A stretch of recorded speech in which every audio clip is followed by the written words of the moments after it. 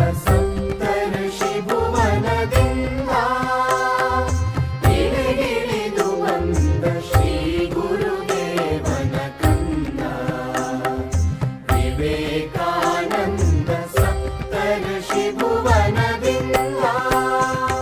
ಕೇಳುಗರಿಗೆ ನಮಸ್ಕಾರ. ನಾನು ರಾಘವೇಂದ್ರ. ಇಂದು ಸ್ವಾಮಿ ವಿವೇಕಾನಂದರ ಜೀವನದ ಬಗ್ಗೆ ಕೆಲವು ಅಂಶಗಳನ್ನು ನಿಮಗೆ ತಿಳಿಸಿಕೊಡುವುದಕ್ಕೋಸ್ಕರ ಮಾತನಾಡ್ತಿದ್ದೇನೆ.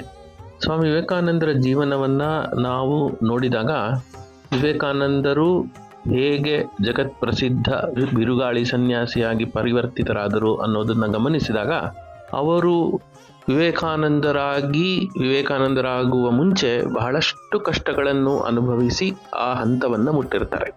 ಸ್ವಾಮಿ ವಿವೇಕಾನಂದರ ಜೀವನವನ್ನು ನಾವು ನೋಡಿದರೆ ಆ ಜೀವನವನ್ನು ನಾವು 4 ಭಾಗಗಳಾಗಿ ವಿಂಗಡಿಸಬಹುದು. ಮೊದಲನೆಯದಾಗಿ ಅವರ ಬಾಲ್ಯ, ಎರಡನೆಯದಾಗಿ ಯೌವನ, ರಾಮಕೃಷ್ಣರನ್ನು ಅವರು ಭೇಟಿ ಮಾಡತಕ್ಕಂಥ ಸಂದರ್ಭಗಳು, ಭೇಟಿ ಮಾಡಿದಾದ ಮೇಲಿನ ಸಂದರ್ಭಗಳು, ಆಮೇಲೆ ಸನ್ಯಾಸ ಸ್ವೀಕರಿಸಿದ ಮೇಲೆ ಅಮೆರಿಕಾಗೆ ಹೋಗುವ ತನಕ ನಡೆದಂಥ ಹಲವಾರು ಘಟನೆಗಳು, ವಿವೇಕಾನಂದರನ್ನು ರೂಪಿಸಿದ ಘಟನೆಗಳು, ಆಮೇಲೆ ಅಮೆರಿಕಾದಲ್ಲಿ ಚಿಕಾಗೋ ಸರ್ವಧರ್ಮ ಸಮ್ಮೇಳನ ನಡೆದ ಮೇಲೆ ಸ್ವಾಮಿ ವಿವೇಕಾನಂದರು ಜಗತ್ತಿಗೆ ಗುರುವಾಗಿ ನಿಂತ ಸನ್ಯಾಸಿಯ ಭಾಗ.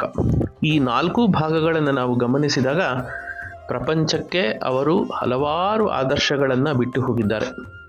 ಅವರ ಮಾತುಗಳಲ್ಲಿ ಅಪಾರ ವಿಷಯಗಳನ್ನು ಹುದುಗಿ ಬಹಳಷ್ಟು ಯುವಜನತೆಗೆ ಇಂದಿಗೂ ಕೂಡ ಮಾರ್ಗದರ್ಶಕರಾಗಿ ನಿಂತಿದ್ದಾರೆ.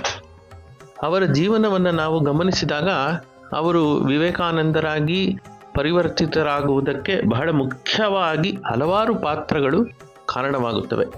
ಅದರಲ್ಲಿ ಅತ್ಯಂತ ಮುಖ್ಯವಾದದ್ದು ಅವರ ಬಾಲ್ಯದ ಕೆಲವು ಘಟನೆಗಳು. ಅವರು ಬಾಲ್ಯದಲ್ಲಿ ಅವರು ತಂದೆ ತಾಯಿಯೊಂದಿಗೆ ಕಳೆದ ಆ ದಿನಗಳು, ಅವರಿಂದ ಅವರು ಪಡೆದ ಆದರ್ಶಗಳು, ಇವೆಲ್ಲವೂ ಕೂಡ ನರೇಂದ್ರ, ಇದು ಸ್ವಾಮಿ ವಿವೇಕಾನಂದರ ಬಾಲ್ಯದ ಹೆಸರು, ಅವರನ್ನು ಸ್ವಾಮಿ ವಿವೇಕಾನಂದರಾಗಿ ಪರಿವರ್ತಿತ ಮಾಡುವುದಕ್ಕೆ ಬಹಳಷ್ಟು ಕೆಲಸವನ್ನು ಮಾಡುತ್ತದೆ. ಸ್ವಾಮಿ ವಿವೇಕಾನಂದರ ತಾಯಿ ಭುವನೇಶ್ವರಿ ದೇವಿ, ತಂದೆ ವಿಶ್ವನಾಥ ದತ್ತ ಒಬ್ಬ ವಕೀಲ, ಪ್ರಸಿದ್ಧವಾದ ವಕೀಲ. ಅವನ ಮನೆಯಲ್ಲಿ ಸಾಕಷ್ಟು ಕಕ್ಷಿದಾರರು ಬರುತ್ತಿದ್ದರು. ಅದರಂತೆ ಭುವನೇಶ್ವರಿ ದೇವಿ ಕೂಡ. ಭುವನೇಶ್ವರಿ ದೇವಿ ಅಪಾರವಾದ ದೈವಭಕ್ತೆ. ಬಹಳಷ್ಟು ದೇವಸ್ಥಾನಗಳಿಗೆ ಮಗುವಿಗಾಗಿ ಪ್ರಾರ್ಥನೆ ಮಾಡುತ್ತಿದ್ದರು. ಭುವನೇಶ್ವರಿ ದೇವಿಯ ಚಿಕ್ಕಮ್ಮ ವಾರಣಾಸಿಯಲ್ಲಿ ಇರ್ತಾಳೆ. ಅವಳು ಭುವನೇಶ್ವರಿ ದೇವಿಗೆ ಹೇಳ್ತಾಳೆ, ನಾನು ಪ್ರತಿದಿನ ಶಿವನಿಗೆ ಅರ್ಚನೆಯನ್ನು ಮಾಡ್ತೀನಿ, ಇಲ್ಲಿ ನೀನು ಅದೇ ಸಮಯಕ್ಕೆ ಶಿವನನ್ನು ಧ್ಯಾನ ಮಾಡು ಅಂತ. ಈ ಭುವನೇಶ್ವರಿ ದೇವಿ ಶಿವನನ್ನು ಧ್ಯಾನ ಮಾಡ್ತಾಳೆ. ಬಹಳಷ್ಟು ದಿವಸ ಧ್ಯಾನ ಮಾಡಿ ಈ ಪೂಜೆಯನ್ನು ಚಿಕ್ಕಮ್ಮನ ಮೂಲಕ ಅರ್ಪಿಸಿದ ಮೇಲೆ ನರೇಂದ್ರನ ಜನ್ಮವಾಗುತ್ತೆ. ಬಹಳಷ್ಟು ತುಂಟ ನರೇಂದ್ರ. ಹುಟ್ಟಿದಾಗ ಅವನನ್ನು ಹಿಡಿದಿಡುವುದೇ ಒಂದು ದೊಡ್ಡ ಕೆಲಸವಾಗಿರುತ್ತೆ ಭುವನೇಶ್ವರಿ ದೇವಿಗೆ. ಅವಳು ಆಗಾಗ ಹೇಳುತ್ತಿದ್ದಲಂತೆ, ನಾನು ಶಿವನನ್ನು ಪ್ರಾರ್ಥಿಸಿದೆ, ನಿನ್ನಂಥ ಒಂದು ಮಗನನ್ನು ನನಗೆ ಕೊಡು ಅಂತ. ಆದರೆ ಅವನು ತನ್ನ ಗಣದ ಒಬ್ಬ ವ್ಯಕ್ತಿಯನ್ನು ಕಳಿಸಿಬಿಟ್ಟಿದ್ದಾನೆ, ಇಷ್ಟೊಂದು ಗಲಾಟೆಯನ್ನು ನಾನು ತಡ್ಕೊಳಕ್ಕಾಗ್ತಿಲ್ಲ ಅಂತ ಅವಳು ಸಹಜವಾಗಿ ಹೇಳ್ತಿದ್ಲಂತೆ. ಆದರೆ ನರೇಂದ್ರ ಅಷ್ಟು ಗಲಾಟೆ ಮಾಡಿದಾಗ ಅವನ ಮೇಲೆ ಒಂದಷ್ಟು ತಣ್ಣೀರನ್ನು ಹಾಕಿ ಶಿವ ಶಿವ ಅಂತ ಅವರ ತಾಯಿ ಹೇಳಿದರೆ ಶಾಂತವಾಗಿ ಕುಳಿತು ಬಿಡ್ತಿದ್ದಂತೆ. ಇದು ಭುವನೇಶ್ವರಿ ದೇವಿ ಅವನನ್ನು ಒಂದು ತಣ್ಣಗಾಗಿ ಮಾಡುವುದಕ್ಕೆ ಹುಡಿದಂಥ ಒಂದು ಉಪಾಯ. ಇದಲ್ಲದೆ ಭುವನೇಶ್ವರಿ ದೇವಿಯ ಬಗ್ಗೆ ಸ್ವಾಮಿ ವಿವೇಕಾನಂದರು ಹೇಳುತ್ತಾರೆ, ತಾಯಿಯೇ ನನ್ನ ಮೊದಲ ಗುರು, ಅವರಿಂದ ನಾನು ಬಹಳಷ್ಟು ಕಲಿತಿದ್ದೇನೆ, ಆಕೆಯಿಂದ ಧೈರ್ಯವನ್ನು ಕಲಿತೆ, ಏಕಾಗ್ರತೆಯನ್ನು ಕಲಿತೆ, ಹೀಗೆ ಅವರ ಬಗ್ಗೆ ಸ್ವಾಮೀಜಿ ಬಹಳ ಗೌರವದಿಂದ ಮಾತನಾಡುತ್ತಾರೆ. ಅದಕ್ಕೆ ಸಾಕಷ್ಟು ಘಟನೆಗಳು ಚಿಕ್ಕ ವಯಸ್ಸಿನಲ್ಲಿ ಸ್ವಾಮಿ ವಿವೇಕಾನಂದರ ಜೀವನದಲ್ಲಿ ಬರುತ್ತೆ, ನರೇಂದ್ರನ ಜೀವನದಲ್ಲೇ ಬರುತ್ತೆ. ನರೇಂದ್ರ ಚಿಕ್ಕ ವಯಸ್ಸಿನಲ್ಲಿದ್ದಾಗ ಶಾಲೆಗೆ ಹೋಗುತ್ತಿದ್ದಾಗ ನಡೆದಂಥ ಒಂದು ಘಟನೆ. ಅವರ ಶಾಲೆಯಲ್ಲಿ ಒಂದು ಪ್ರಶ್ನೆಗೆ ಉತ್ತರವನ್ನು ಕೇಳಿದಾಗ ಶಿಕ್ಷಕರಿಗೆ ನರೇಂದ್ರ ಹೇಳ್ತಾನೆ, ಒಂದು ಶಿಕ್ಷಕರು ಹೇಳಿದ ಉತ್ತರ ತಪ್ಪು, ನಾನು ಈ ಉತ್ತರ ಹೀಗೆ ಹೇಳಬೇಕು ಅಂತ ಅವನು ಶಿಕ್ಷಕರನ್ನೇ ಸರಿ ಮಾಡ್ತಾನೆ. ಆಗ ಆ ಬಹಳ ಕೋಪ ಬಂದ್ಬಿಡುತ್ತೆ. ಆಗ ನರೇಂದ್ರನಿಗೆ ಅವರು ಬಹಳಷ್ಟು ಏಟುಗಳನ್ನು ಕೊಡ್ತಾರೆ. ಆದರೆ ನರೇಂದ್ರ ಆದರೂ ತಾನು ಹೇಳಿದ್ದೇ ಸರಿ ಅಂತ ಮತ್ತೊಮ್ಮೆ ಶಿಕ್ಷಕರಿಗೆ ಹೇಳ್ತಾನೆ. ಆಗ ಶಿಕ್ಷಕರಿಗೆ ಮತ್ತಷ್ಟು ಕೋಪ ಬರುತ್ತೆ, ಇನ್ನಷ್ಟು ನರೇಂದ್ರನಿಗೆ ಹೊಡಿತಾರೆ. ನರೇಂದ್ರನಿಗೆ ಬಹಳ ಕೋಪ ಬರುತ್ತೆ. ತಾಯಿಗೆ ಬಂದು ನಡೆದ ಘಟನೆಯನ್ನೆಲ್ಲ ಹೇಳ್ತಾನೆ. ಆಗ ತಾಯಿ ಅವನಿಗೆ ಭುವನೇಶ್ವರಿ ಹೇಳಿದ ಮಾತು ಅವರು ಬಹಳ ದಿನಗಳ ನಂತರವೂ ಕೂಡ ಸ್ವಾಮಿ ವಿವೇಕಾನಂದರ ಆದ ನಂತರವೂ ಕೂಡ ಅದನ್ನು ಬಹಳಷ್ಟು ಬಾರಿ ನೆನಪಿಸಿಕೊಳ್ತಾರೆ. ಸತ್ಯದ ಮಾರ್ಗವನ್ನು ಬಿಡಬೇಡ ಮಗನೇ, ಯಾವ ಸತ್ಯವನ್ನು ಮಾರ್ಗ ಹಿಡಿದ ಮೇಲೆ ನೀನು ಭಯಪಡುವ ಅವಶ್ಯಕತೆ ಇಲ್ಲ ಅಂತ ಭುವನೇಶ್ವರಿ ದೇವಿ ನರೇಂದ್ರನಿಗೆ ಮಾರ್ಗದರ್ಶನ ಕೊಡ್ತಾಳೆ. ಇದರಿಂದ ನಮಗೆ ಅರ್ಥವಾಗೋದೇನೆಂದರೆ ತಾಯಿಯೇ ಮೊದಲ ಗುರು. ಹೇಗೆ ನಮ್ಮ ಜೀವನದಲ್ಲಿ ನಾವು ನಮ್ಮ ತಾಯಿಯಂದಿರಿಂದ ಬಹಳಷ್ಟು ಕಲಿತುಕೊಳ್ತೇವೆ, ಈಗಿನ ಕಾಲದಲ್ಲೂ ಕೂಡ ತಾಯಂದಿರ ಜವಾಬ್ದಾರಿ, ಅದರಲ್ಲೂ ಮಕ್ಕಳಿಗೆ ಮಾರ್ಗದರ್ಶನ ನೀಡುವುದಕ್ಕೆ ನಡೆದುಕೊಳ್ಳಬೇಕಾದಂಥ ಜವಾಬ್ದಾರಿ ಪೋಷಕರ ಮೇಲೆ ಅಪಾರವಾಗಿದೆ. ಓಕೆ, ತಾಯಿಯಂತೆ ಮಕ್ಕಳು, ತಾಯಿಯಿಂದಲೇ ಮಕ್ಕಳು. ಆದ್ದರಿಂದ ನಾವು ಮಾಡತಕ್ಕಂಥ ತಾಯಿ ಹಲವಾರು ಬಾರಿ ನಾನು ಶಿಕ್ಷಕ ವೃತ್ತಿಯಲ್ಲಿರೋದ್ರಿಂದ ಹಲವಾರು ಬಾರಿ ತಾಯಂದ್ರು ಬಂದು ನನಗೆ ಕಂಪ್ಲೇಂಟ್ ಹೇಳ್ತಾರೆ, ನನ್ನ ಮಕ್ಕಳು ನನ್ನ ಮಾತು ಕೇಳ್ತಾ ಇಲ್ಲ ಅಂತ. ಅವಾಗ ನಾನು ಅವ್ರಿಗೆ ಹೇಳೋವಂಥ ವಿಷಯ ಏನಂದರೆ, ಮಕ್ಕಳು ನಿಮ್ಮ ಮಾತನ್ನು ಕೇಳದೇ ಇರಬಹುದು, ಆದರೆ ನಿಮ್ಮಿಂದ ಬಹಳಷ್ಟು ವಿಷಯಗಳನ್ನು ಅವರು ಕಲಿತಿರ್ತಾರೆ. ನಿಮ್ಮನ್ನು ನೋಡಿ ಕಲಿತಾರೆ, ನೀವು ಹೇಳೋದನ್ನು ಕಲಿಯೋದಿಲ್ಲ, ನೀವು ಮಾಡೋದನ್ನು ಕಲಿತಾರೆ. ಆದ್ದರಿಂದ ನೀವು ಮಾಡತಕ್ಕಂಥ ಕಾರ್ಯಗಳ ಮೇಲೆ ನೀವು ಆದಷ್ಟು ಗಮನವನ್ನು ಇಡಿ ಅಂತ ನಾನು ಅವರಿಗೆ ಹೇಳ್ತಾ ಇರ್ತೇನೆ. ಇದು ಬಹಳಷ್ಟು ಬಾರಿ ನಡೆದದ್ದೂ ಇದೆ, ನನ್ನ ಜೀವನದಲ್ಲಿ ಬಹಳಷ್ಟು ಬಾರಿ ಘಟನೆಗಳನ್ನು ನೋಡಿದ್ದೂ ಇದ್ದೇನೆ. ಆದ್ದರಿಂದ ಪೋಷಕರ ಪಾತ್ರ ಮಕ್ಕಳನ್ನು ಬೆಳೆಸುವುದರಲ್ಲಿ ಬಹಳ ಮುಖ್ಯ. ಅದು ನರೇಂದ್ರನ ಜೀವನದಲ್ಲೂ ಕೂಡ ಹಾಗೆ ನಡೆದಿದ್ದು. ಈಗ ತಂದೆಯ ಮಾರ್ಗದರ್ಶನದ ಬಗ್ಗೆ ಒಂದು ಘಟನೆ ಹೇಳಕ್ಕೆ ಇಷ್ಟಪಡ್ತೇನೆ. ಓಕೆ, ತಂದೆಯು ಕೂಡ ನರೇಂದ್ರ ವಿಶ್ವನಾಥ ದತ್ತ ಬಹಳ ದೊಡ್ಡ ವಕೀಲ. ಆ ಸಮಯಕ್ಕೆ ಬಹಳಷ್ಟು ಜನ ಅವರ ಮನೆಗೆ ಬರ್ತಾ ಇದ್ರು. ವಿಶ್ವನಾಥ ದತ್ತ ಬಹಳ ಧಾರಾಳಿ. ಓಕೆ, ಮನೆಗೆ ಬಂದವರಿಗೆಲ್ಲ ಸಾಕಷ್ಟು ಸಹಾಯವನ್ನು ಮಾಡುತ್ತಿದ್ದ. ಸೊ ಅದಲ್ಲದೆ ನರೇಂದ್ರನನ್ನು ಅವರು ವಕೀಲಿ ವೃತ್ತಿಗೋಸ್ಕರ ಬಂಗಾಳದ ಬಹಳಷ್ಟು ಭಾಗಗಳಲ್ಲಿ ಅವರು ಸುತ್ತಾಡುತ್ತಿದ್ದರು. ಅಂದರೆ ಆಗಾಗ ಅಲ್ಲೆಲ್ಲಿ ಹೋಗಿ ಅವರ ಜೀವನವನ್ನು ನಡೆಸಬೇಕಾಗಿತ್ತು. ಹೀಗೆ ವಿಶ್ವನಾಥ ದತ್ತ ಒಂದು ಬಾರಿ ರಾಯಪುರಕ್ಕೆ ತಮ್ಮ ವಕೀಲಿ ವೃತ್ತಿಗಾಗಿ ಬಂದು ನೆಲೆಸ್ತಾರೆ. ಅಲ್ಲಿ ನರೇಂದ್ರ ಸ್ವಲ್ಪ ದಿನಗಳನ್ನು ತನ್ನ ತಂದೆಯೊಂದಿಗೆ ಕಳೆಯಬೇಕಾದಂಥ ಪರಿಸ್ಥಿತಿ ಬರುತ್ತೆ. ನರೇಂದ್ರ ಸ್ವಾಮಿ ವಿವೇಕಾನಂದರ ಆದಮೇಲೆ ಈ ರಾಯಪುರದಲ್ಲಿ ಕಳೆದ ದಿನಗಳನ್ನು ನೆನಪಿಸಿಕೊಳ್ಳುತ್ತಾ ಬಹಳ ಬಾರಿ ಅನೇಕ ವಿಷಯಗಳನ್ನು ಹೇಳ್ತಾರೆ. ಅದರಲ್ಲಿ ಒಂದು ವಿಷಯವನ್ನು ನಾನು ಮುಂದೆ ಇಡೋದಕ್ಕೆ ಇಷ್ಟಪಡ್ತೇನೆ. ನರೇಂದ್ರ ತಂದೆಯ ಧಾರಾಳತನವನ್ನು ನೋಡಿ ಬಹಳಷ್ಟು ಅವನಿಗೆ ಮುಜುಗರ ಆಗ್ತಾ ಇತ್ತು. ಯಾಕೆ ನಮ್ಮಪ್ಪ ಹೀಗೆ ಅಷ್ಟು ಜನಕ್ಕೆ ಹೆಲ್ಪ್ ಮಾಡ್ತಾರೆ, ಸಹಾಯ ಮಾಡ್ತಾರೆ. ಅದರಿಂದ ಒಂದಿನ ನರೇಂದ್ರನಿಗೆ ಬೇಜಾರಾಗಿತ್ತು. ನರೇಂದ್ರನನ್ನು ತಂದೆಯನ್ನು ನೇರವಾಗಿ ಕೇಳಿಬಿಡ್ತಾನೆ, ಅಪ್ಪ ನನಗಾಗಿ ಏನು ಮಾಡಿಟ್ಟಿದೀಯ ನೀನು, ಏನು ಮಾಡಿದ್ದೀಯ ನೀನು? ನರೇಂದ್ರ ಒಂದು ಕ್ಷಣ ಯೋಚನೆ ಸ್ತಬ್ಧನಾಗಿ, ಆದರೆ ತಕ್ಷಣ ಉತ್ತರವನ್ನು ಕೊಟ್ಟ ನರೇಂದ್ರನಿಗೆ. ಹೋಗು, ಕನ್ನಡಿಯ ಮುಂದೆ ನೀನು ನೋಡ್ಕೋ ಅಂತ ನರೇಂದ್ರನಿಗೆ ಹೇಳ್ದ. ಏನರ್ಥ? ನರೇಂದ್ರನಿಗೆ ಸ್ವಲ್ಪ ಹೊತ್ತು ಈ ಪ್ರಶ್ನೆಗೆ ಏನಕ್ಕೆ ಅಪ್ಪ ಹೀಗೆ ಹೇಳಿದರು ಅನ್ನೋದು ಅರ್ಥ ಆಗಲಿಲ್ಲ. ಮಗನ ಪ್ರಶ್ನೆಯ ಬಗ್ಗೆಯೂ ತಂದೆಗೂ ಅರ್ಥ ಆಗಲಿಲ್ಲ. ತಂದೆಯ ಉತ್ತರವೂ ಕೂಡ ಮಗನಿಗೆ ಅರ್ಥವಾಗಲಿಲ್ಲ. ಆದರೆ ವಿಶ್ವನಾಥ ದತ್ತ ಬಹಳ ಪ್ರಖ್ಯಾತನಾದ ವಕೀಲ, ಸಾಕಷ್ಟು ಹಣವನ್ನು ಗಳಿಸುತ್ತಿದ್ದ. ಅದರಂತೆ ಅವನು ಬಹಳಷ್ಟು ಧಾರಾಳಿ, ಬಹಳಷ್ಟು ಸೋಮಾರಿ ಬಂಧುಗಳಿಗೂ ಕೂಡ ಅವನು ಮದ್ಯಪಾನಕ್ಕೋಸ್ಕರ ಹಣವನ್ನು ನೀಡಿಬಿಡ್ತಿದ್ದ. ಆಗ ಇದನ್ನು ನೋಡಿದಾಗ ಕೆಲವು ಬಾರಿ ನರೇಂದ್ರ ಅವನನ್ನು ಪ್ರಶ್ನೆ ಮಾಡ್ತಾನೆ, ಯಾಕಪ್ಪ ನೀನು ಅವನು ಕುಡಿಯೋದು ತಪ್ಪಲ್ವ, ಅವನಿಗೆ ದುಡ್ಡು ಕೊಡ್ತಿದ್ಯಲ್ವಾ ಅಂತ. ಅವಾಗ ನರೇಂದ್ರ ಹೇಳ್ತಿರ್ತಾನೆ, ಇದರಿಂದ ಅವರು ತಮ್ಮ ಜೀವನದ ಕಷ್ಟಗಳನ್ನು ಸ್ವಲ್ಪ ಹೊತ್ತು ಮರೀತಾರೆ, ಅದರಿಂದ ನಾನು ಅವರಿಗೆ ಈ ಹಣವನ್ನು ಕೊಡುತ್ತಿದ್ದೇನೆ ಅನ್ನೋ ಉತ್ತರವನ್ನು ನರೇಂದ್ರನಿಗೆ ವಿಶ್ವನಾಥ ದತ್ತ ಕೊಡ್ತಾನೆ. ಇದು ನರೇಂದ್ರನಿಗೆ ಇಷ್ಟ ಆಗ್ತಾ ಇಲ್ಲ. ಅವನು ಕೇಳ್ತಾನೆ, ಇದು ನನಗಾಗಿ ಏನು ಮಾಡ್ತಿದ್ಯಾ ನೀನು, ಏನು ಮಾಡಿಟ್ಟಿದ್ಯಾ ನೀನು? ಸೊ ಅದರಿಂದ ತಂದೆಯ ಜವಾಬ್ದಾರಿ ಏನು ಮಕ್ಕಳಿಗೆ ಬಗ್ಗೆ? ಮಕ್ಕಳನ್ನು ಧನವಂತರನ್ನಾಗಿ ಮಾಡುವುದೇ ಅನ್ನುವ ಪ್ರಶ್ನೆ ಇಲ್ಲಿ. ಆದರೆ ಇವನು ವಿಶ್ವನಾಥ ದತ್ತ ನರೇಂದ್ರನಿಗೆ ಕೊಟ್ಟ ಉತ್ತರವೇನು? ಹೋಗು, ಕನ್ನಡಿ ಮುಂದೆ ನಿಂತು ನೋಡ್ಕೋ, ನಾನು ಏನು ಮಾಡಿದ್ದೀನಿ ನಿನಗೆ ಗೊತ್ತಾಗತ್ತೆ. ಆಗ ನರೇಂದ್ರ ಅವನು ಕನ್ನಡಿ ಮುಂದೆ ನೋಡ್ಕೊಳ್ತಾನೆ. ನರೇಂದ್ರ ಆಗ ಸುಮಾರು 13-14 ವರ್ಷದ ಯುವಕ. ಆ ಪ್ರಶ್ನೆ ಬಂದಿದ್ದು ಸಹಜವೇ.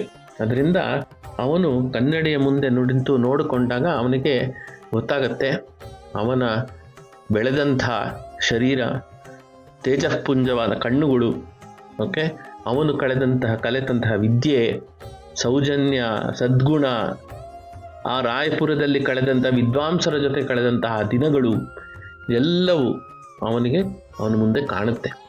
ಇಷ್ಟಿಲ್ಲದ್ರೆ ನನಗೆ ಇನ್ನೇನು ಬೇಕು? ನನ್ನ ಜೀವನವನ್ನು ನಡೆಸಿಕೊಳ್ಳೋದಕ್ಕೆ ಈ ಸದ್ಗುಣಗಳಿದ್ದರೆ ಸಾಕಲ್ವೇ ಅನ್ನೋ ಒಂದು ನರೇಂದ್ರನಿಗೆ ಬಹಳ ಸೂಕ್ಷ್ಮ ಬುದ್ಧಿ. ಆದ್ದರಿಂದ ಎಷ್ಟು ವಿಷಯಗಳು ಅವನಿಗೆ ಅರ್ಥ ಆಗೋಗುತ್ತೆ. ತಪ್ಪ ನನಗೇನು ಮಾಡಿದ್ದಾನೆ ಅಂತ ಗೊತ್ತಾಗತ್ತೆ. ಆದ್ದರಿಂದ ಅವನು ಅಲ್ಲಿಗೆ ಸುಮ್ಮನಾಗುತ್ತಾನೆ. ಮುಂದೆ ಯಾವತ್ತೂ ಅವನು ಆ ಪ್ರಶ್ನೆಗಳನ್ನು ಕೇಳೋದಿಲ್ಲ. ಹಾಗೆಯೇ ಇನ್ನೂ ಸ್ವಲ್ಪ ದಿವಸ ಹೀಗೆ ಮಾತಾಡ್ತಾ ಅಲ್ಲಿಂದ ನರೇಂದ್ರನ ತನ್ನ ತಂದೆಯೊಂದೇ ಮಾಡತಕ್ಕಂಥ ವಿಚಾರಗಳ ವಿಮರ್ಶೆಯನ್ನು ಮಾಡತಕ್ಕಂಥ ವಿಷಯಗಳು ಬೇರೆ ಆಗೋಗುತ್ತೆ. ಈ ಥರ ಪ್ರಶ್ನೆ ಮಾಡೋದನ್ನು ನರೇಂದ್ರ ಬಿಟ್ಟು ಬಿಡ್ತಾನೆ. ಆಮೇಲೆ ನರೇಂದ್ರನಿಗೆ ತಪ್ಪು ಮಾಡಿದಾಗ ವಿಶ್ವನಾಥ ಅವನಿಗೆ ಪಾಠ ಕಲಿಸಿದ್ದಂತಹ ಒಂದು ಮೆಥಡ್ಡು ಕೂಡ ಬಹಳ ವಿಚಿತ್ರವಾಗಿರುತ್ತೆ.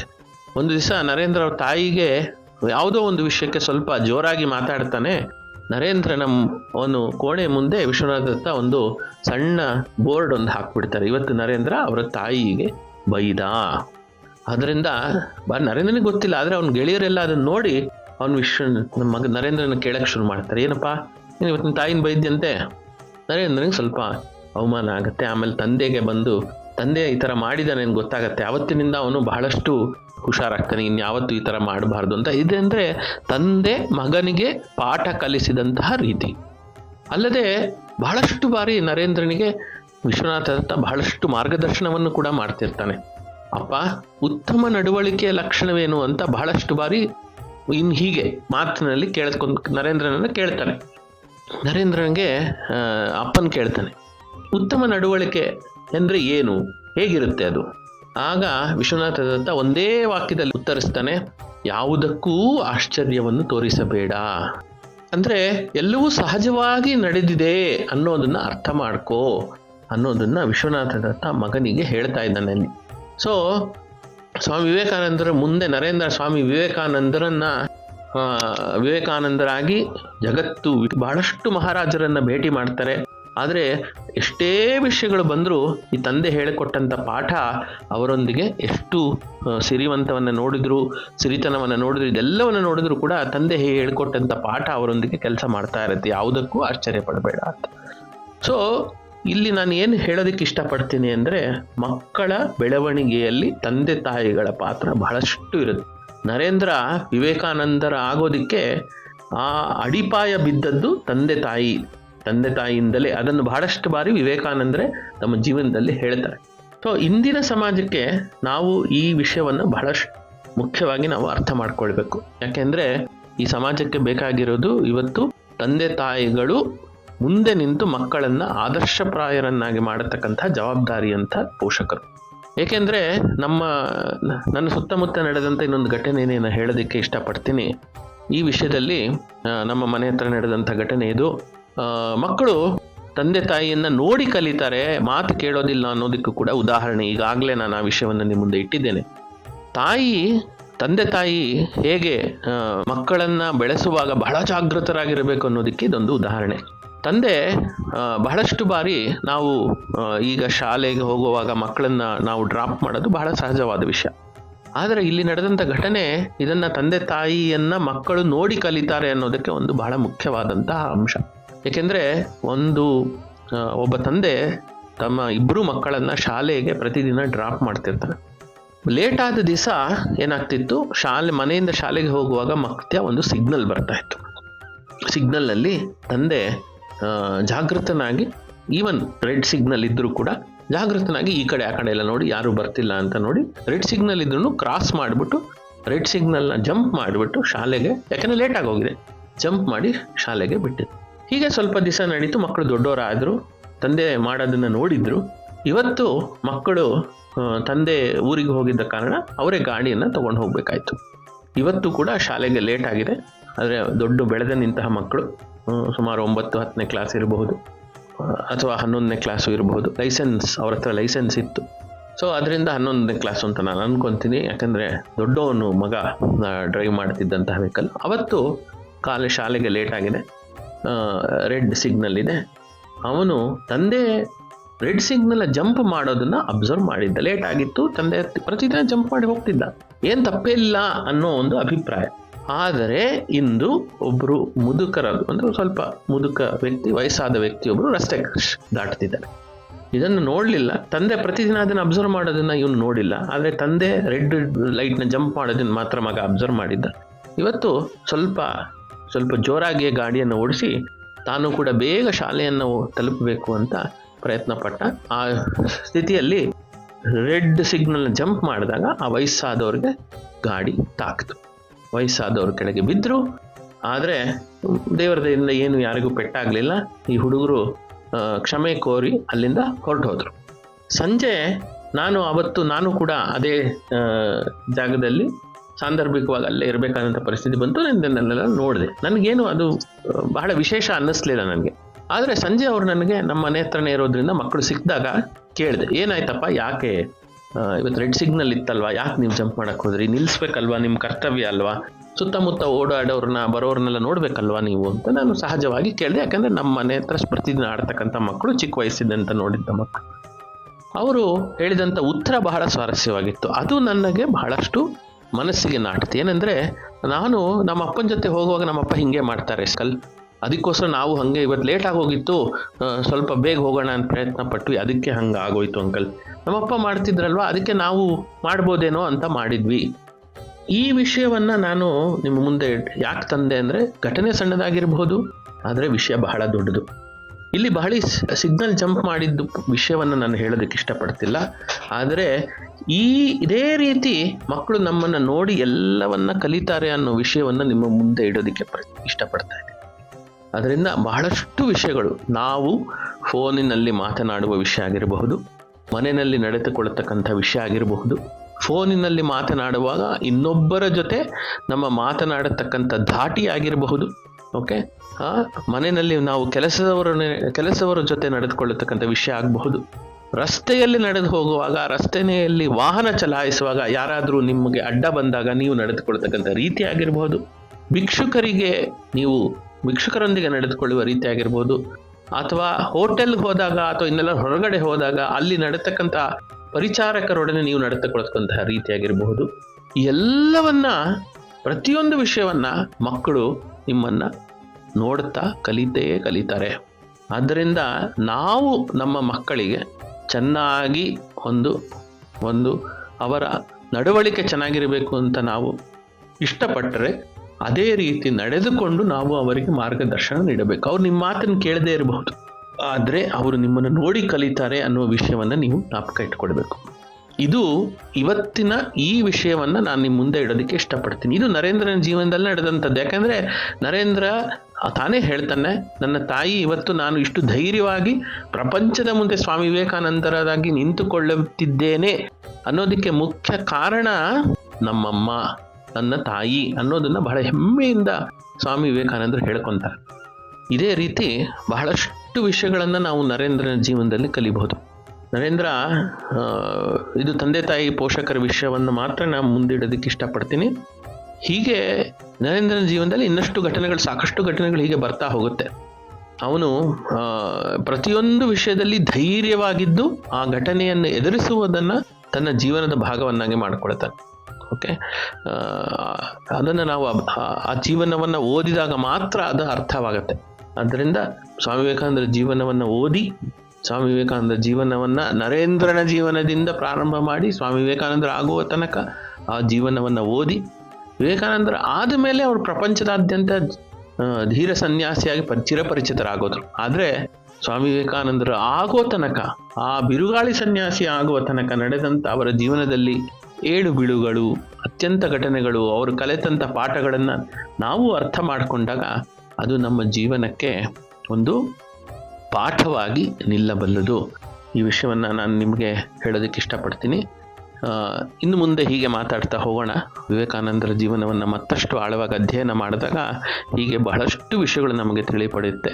ಇದನ್ನು ತಿಳ್ಕೊಳ್ತಾ ಹೋಗೋಣ, ನಮ್ಮ ಜೀವನದ ಭಾಗವನ್ನಾಗಿ ಮಾಡಿಕೊಳ್ಳೋಣ, ಒಂದು ಸದೃಢ ಸಮಾಜವನ್ನು ನಿರ್ಮಿಸೋ ಕಡೆಗೆ ಮುಂದುವರಿಯೋಣ ಅಂತ ಹೇಳ್ತಾ ನನ್ನ ಈ ಅಭಿಪ್ರಾಯವನ್ನು ಮುಗಿಸ್ತೇನೆ. ನಮಸ್ಕಾರ.